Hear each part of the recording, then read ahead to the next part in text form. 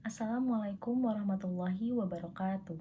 Yang terhormat, dosen mata kuliah Bahasa Indonesia Ibu Salati Asma Hasanah MPD, dan teman-temanku sekalian yang saya cintai dan saya banggakan. Pertama-tama, marilah kita panjatkan kehadirat Allah Subhanahu wa Ta'ala atas semua anugerah dan karunia-Nya, sehingga kita bisa menjalani hari dengan sehat walafiat.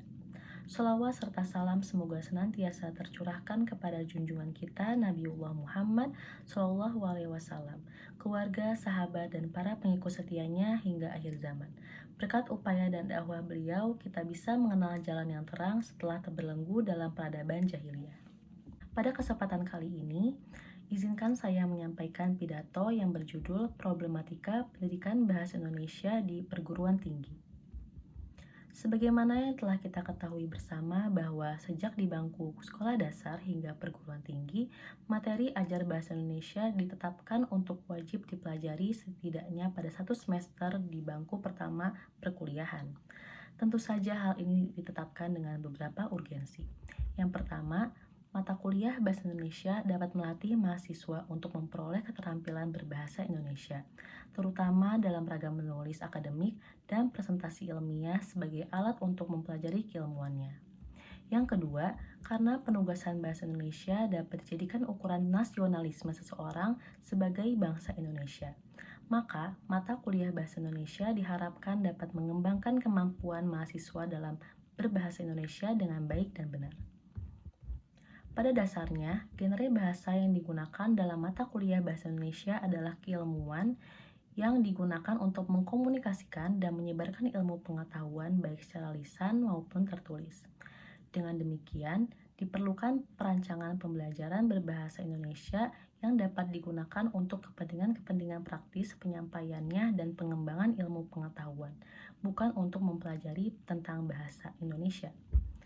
Namun, pada kenyataannya, terdapat beberapa problematika yang ditemukan dalam penetapan berbahasa Indonesia sebagai mata kuliahnya.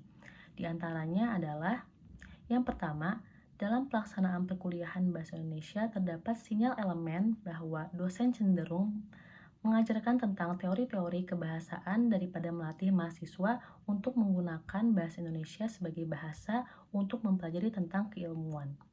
Artinya, mata kuliah bahasa Indonesia belum optimal melatih keterampilan berbahasa Indonesia untuk para mahasiswa, terutama pada aspek menulis dan berbicara. Yang kedua yaitu pelaksanaan perkuliahan selama ini dianggap hanya memberikan materi teoritis dalam bentuk ceramah yang monoton. Hal tersebut diperkuat dengan penelitian yang dilakukan oleh Kurniadi yang memaparkan bahwa para dosen pada umumnya membagi mata kuliah bahasa Indonesia ke dalam 2 termin perkuliahan. Termin pertama adalah pemberian materi perkuliahan yang membahas tentang aspek-aspek kebahasaan. Penyajian materi seperti ini dianggap mahasiswa sebagai materi yang membosankan, karena hal-hal tersebut telah didapatkan di bangku SMA. Termin kedua yaitu diberikan materi bahasa Indonesia dalam bidang keilmuan, yang dititik ibaratkan pada penulisan karya ilmiah. Teknik yang digunakan dalam pendidikan penulisan karya ilmiah pada umumnya menggunakan teknik penulisan karya ilmiah secara teoritis. Perkuliahan diberikan menggunakan metode ceramah. Dosen lebih banyak berperan sebagai pemberi materi, mahasiswa sebagai penerima materi yang kurang berinteraksi dengan teman sejawat dalam hal diskusi mata perkuliahan. Lalu, adakah strategi untuk mengatasi problematika yang ada?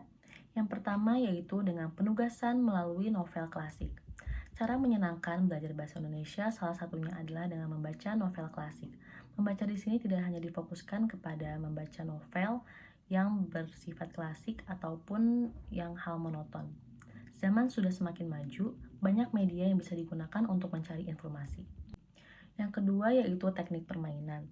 Salah satu cara yang bisa digunakan oleh seorang pengajar atau dosen agar mahasiswa tidak bosan di kelas adalah memberikan permainan untuk menguji para mahasiswa apakah sudah paham akan suatu materi. Demikian pidato yang bisa saya sampaikan, kurang lebihnya mohon maaf. Wassalamualaikum warahmatullahi wabarakatuh.